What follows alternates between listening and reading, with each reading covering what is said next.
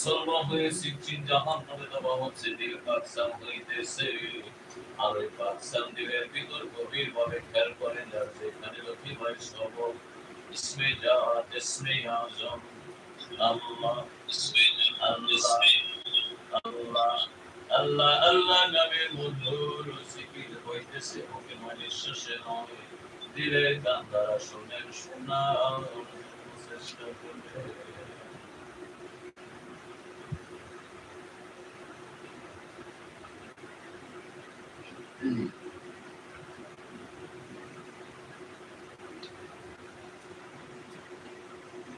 সবাই চোখ খুলে মহান রব্বুল আলামিনের দরবারে লাখো শুকরিয়া, যিনি দয়া করে